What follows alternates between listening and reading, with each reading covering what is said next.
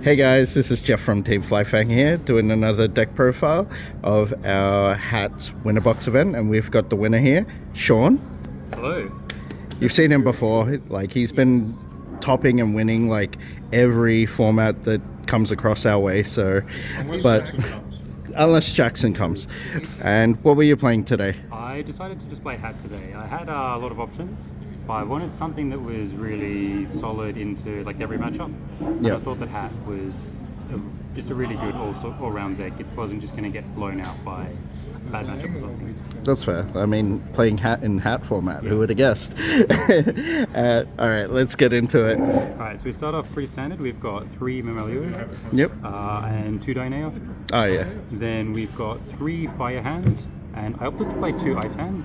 I wasn't sure how many like combo decks we were going to come up against, like decks like Sylvans and Lightsworn Rulers, which they were represented somewhat. And against those sorts of decks, this card's pop effect can be really useless. Yeah, 100%. You still want it because obviously you have to have the search target, and in certain matchups it is really good. But I just decided to play 2 because of that.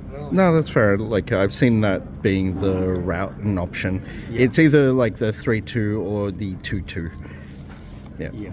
Then moving on to artifact monsters, we got 3 Morotech, 1 Scythe, and 1 Beagletech.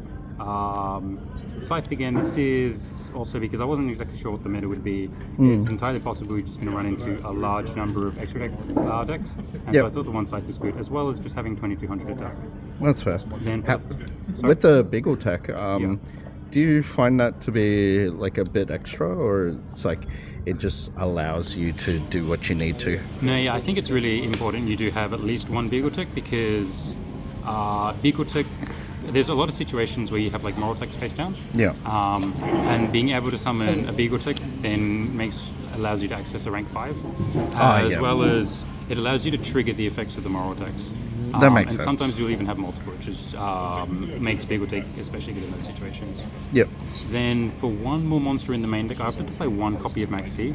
Oh, okay. I also wasn't sure how relevant hand traps in the main would be, because obviously this being the first Hat format winner box, we don't have like an established metagame. But I felt that Maxi is really good against certain matchups, but even the matchups it's bad against, they tend to summon enough that it's just like a sort of worse upstart goblin that you just have to wait a bit later in the game. So for example, decks like Hat and Bujins, it does take them a bit of time to special summon often, but you can just chain it to like a Sanctum or a Bujin Carnation, and it's just a worse upstart goblin, and it's not going to break if you're playing only 1 copy. Yep. Then moving on to spell cards, pretty standard. We got 3 Pot of Duality, 2 Soul Charge, 1 Dark Hole, 3 Artifact Ignition, and 2 Double Cyclone. Not too many comments to make here. This package is really good against back row decks. Or just even triggering your own stuff anyway. Yeah, absolutely. For the trap cards, we got 3 Sanctums. I played 3 Call the Haunted. I wasn't expecting too many like main deck MSTs and things, which can make this card a bit worse. But this card was really good today, summoning artifacts, summoning Mamelio to get the pop, summoning hands to just reuse them. And then moving on to the trap hole cards, we got the 1 Bottomless obviously, 1 Traptrix Trap Hole Nightmare, and 1 Void Trap Hole. I've seen online lists tend to play Deep Dark Trap Hole over Void. I personally prefer Void because it negates the effects of the monsters, so it's much better against artifacts. Yep. And it is based on the attack of the monster rather than the level, so it can hit Xyz monsters, unlike Deep Dark Trap Hole. Yep. Then we got just a few one-offs. We got 1 Solemn Warning, 1 Torrential, 1 Compulse, 1 Breakthrough Skill, and 1 Y-Tap. Y-Tap was a card that, again, it's quite deck dependent. As your opponent, it depends a lot on your opponent's deck how useful Y-Tap is. Yep. So I didn't want to main too many, but I thought that even if I drew 1 copy in the matchups it's not so good against, for example Lightsworn Ruler, I can just hit like a breakthrough or something. It might take a while for them to actually see a trap card, but I thought it wouldn't be too bad as 1 copy, and it was pretty good all day today. Makes sense. In the extra deck, we have 2 Honor Arcs. I opted for 2 because this is the thing you summon the most, and summoning 2 today definitely did come up.